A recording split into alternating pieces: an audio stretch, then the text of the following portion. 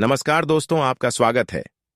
दोस्तों, हिंदू संस्कृति में महिलाओं को घर की लक्ष्मी माना गया है, क्योंकि घर की सुख और समृद्धि का कारण घर की स्त्री ही होती है।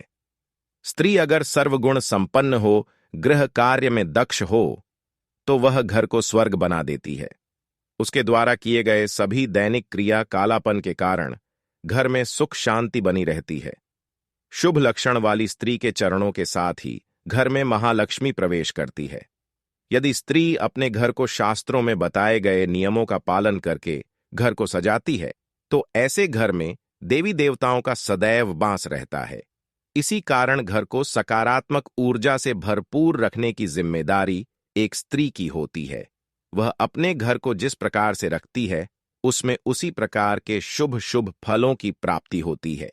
यह हम सभी जानते हैं कि जिस घर में महालक्ष्मी का वास होता है, वहां पर कभी भी दुख, क्लेश और दरिद्रता निवास नहीं करते हैं। इसीलिए घर में महालक्ष्मी का वास बनाए रखने के लिए हमें वास्तु के नियमों का पालन अवश्य करना चाहिए। खासकर घर की स्त्रियों को ध्यान में रखना चाहिए कि उनकी गलतियों के कारण घर में वास्तु दोष उत्पन्न ना हो। अगर घर में वास्तु दोष होते हैं तो नकारात्मकता बढ़ती है और इसका असर परिवार की सदस्यों पर तो पड़ता ही है, साथ ही घर की आर्थिक स्थिति भी कमजोर हो जाती है। घर में बीमारियों के साथ ही पैसों की तंगी का सामना करता पड़ता है। इसीलिए आज हम आपको कुछ ऐसे कार्यों के बारे में बताने जा रहे हैं जिससे घर की स्त्रियों को ऐसा करने से बचना चाहिए, क्योंकि शास्त्रों के अनुसार जिस घर की महिलाएं ऐसे काम करती हैं तो उस घर में लक्ष्मी निवास नहीं करती हैं। तो आइए जान लेते हैं उन कार्यों के बारे में। तो उससे पहले आपने चैनल को सब्सक्राइब नहीं किया है तो चैनल को सब्सक्राइब कर लीजिए और साथ ही वीडियो को लाइक करना ना भूलें, जिससे महालक्ष्मी आप पर कृपा बनाए रखें। सबसे पहली बात, घर की साफ सफाई।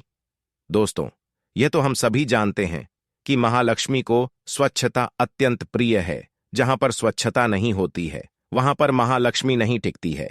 लेकिन आज के इस समय में औरतें घर की साफ सफाई पर विशेष ध्यान नहीं देती हैं। महिलाएं व्यक्तिगत संजो श्रृंगार पर तो विशेष ध्यान देती है, स्वयं को सजने संवरने पर अपना बहुत समय देती है, किंतु घर को साफ नहीं रखती है। ऐसे में उनकी इन्हीं आदतों के कारण घर में गंदगी इकट्ठा होती है और इसी कारण से घर से लक्ष्मी रूठ कर चली जाती है।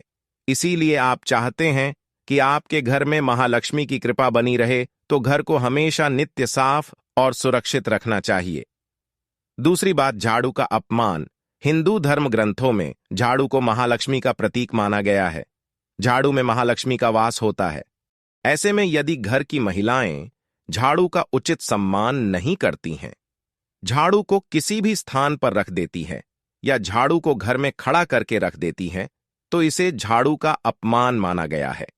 और जिस घर में झाड़ू का अपमान होता है और उसे घर में लक्ष्मी का वास नहीं होता है, इसीलिए महिलाओं को झाड़ू का उचित सम्मान करना चाहिए। झाड़ू को हमेशा बाहर की नजर से हमेशा छुपा के रखना चाहिए और झाड़ू से अपना पैर भूल से भी ना लगाएं। यदि भूल से पैर लगे तो उसे क्षमा मांगनी चाहिए। तीसरी बात, मेहमानों का अपमान करना। हमारे शास्त्रों में अतिथि को भगवान का रूप माना गया है। ऐसे में घर की महिलाओं को भूल कर भी किसी मेहमान अथवा अतिथि या द्वार पर आए किसी व्यक्ति का अपमान नहीं करना चाहिए। इसे बहुत ही अशुभ माना जाता है। शास्त्रों के अनुसार घर की महिलाओं को अपने अतिथियों का उचित सम्मान करना चाहिए और द्वार पर आए याचक को कभी खाली हाथ जाने नहीं देना चाहिए, बल्कि घर की लक्ष्मी को घर पर आए अतिथि का विशेष स्वागत करना चाहिए। इससे भगवान की कृपा से घर में सुख समृद्धि बनी रहती है। चौथी बात, दरवाजे को ठोकर मारना। घर के महिलाओं के साथ ही पुरुषों को भी इस बात का ध्यान रखना चाहिए कि घर के मुख्य द्वार को कभी ठोकर मारकर खोलना या बंद करना नहीं चाहिए, क्योंकि घर के मुख्य द्वार से ही घर के अंदर महालक्ष्मी प्रवेश करती हैं।